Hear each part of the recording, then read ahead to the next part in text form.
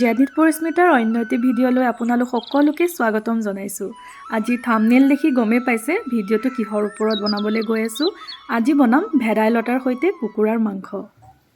তাৰ কাৰণে মই লৈ লৈছোঁ ভেদাইলতা আৰু লগতে অকণমান নৰসিংহৰ পাত। যিহেতু ভেদাইলতাৰ এটা পেষ্ট বনাম তাৰ কাৰণে মই বিলাহী দুটাও এনেদৰে পুৰি লৈছোঁ। গ্ৰাইণ্ডাৰ বাটি এটাত পুৰি লোৱা বিলাহী দুটা দি দিছোঁ আৰু তাৰ লগতে ভেদাইলতাৰ পাতখিনি আৰু নৰসিংহৰ পাতখিনিও মই দি দিছোঁ।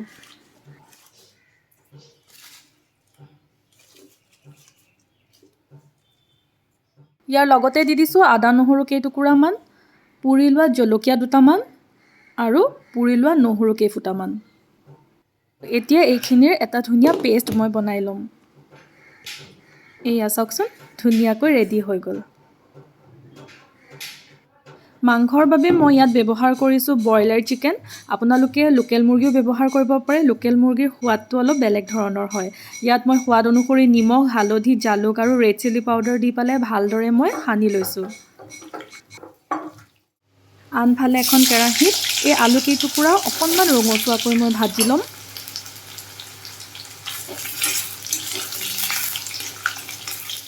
এইফালে আলুখিনি ৰেডি হৈ গৈছে আৰু এইখিনি মই ভালদৰে কাঢ়ি লৈছোঁ। এতিয়া একে তেলখিনিতে মই তেজপাত দুখিলা লগতে শুকান জলকীয়া এটা দি পেলাই পিঁয়াজখিনি ৰঙচুৱা হোৱালৈকে ভাজি ল'ম।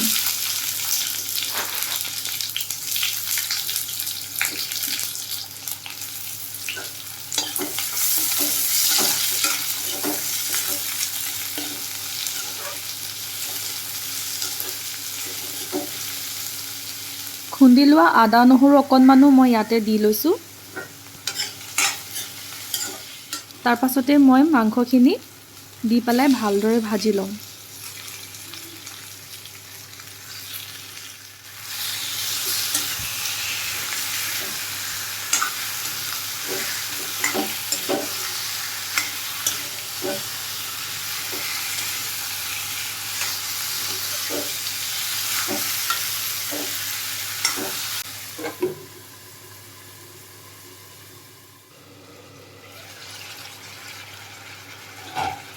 মাংসখিনি প্ৰায় 80% মান সিজাকৈ মই ভাজি লৈছোঁ।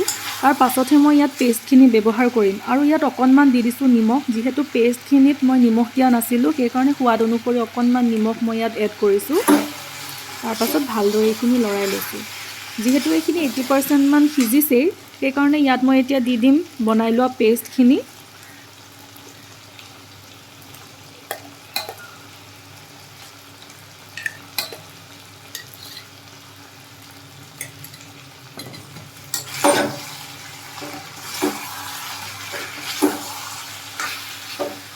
তাৰ পাছতে গোটেইখিনি মই ভালদৰে এনেদৰে মিহলাই লৈছোঁ আৰু 20% মান সিজিলে আমাৰ মাংসখিনি ৰেডি হৈ যাব।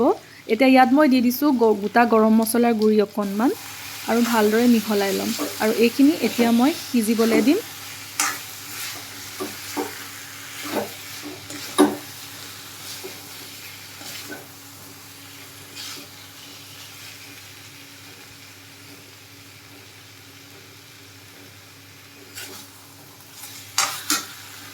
ভেদাইলতাৰ পেষ্ট বনাই লোৱা গ্ৰাইণ্ডাৰ বাতিটোতে অলপমান পানী দি পেলাই মই ইয়াত ভালদৰে পানী দি পেলাই মাংসখিনি ঢাকন দি পেলাই সিজিবলৈ এৰি দিম।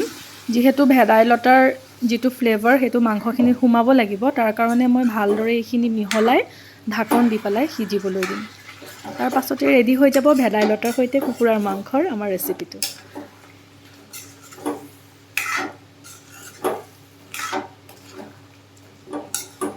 মোৰ এই ৰেচিপিটো আপোনালোকৰ কেনেকুৱা লাগিলে কমেণ্ট ছেকশ্যনত জনাব আৰু কোনোবাই যদি এই ৰেচিপিটো ঘৰত বনাই খায় তেনেহ'লে ঘৰৰ মানুহে খাই কেনেকুৱা পায় সেইটো জনাবলৈ কিন্তু নাপাহৰিব।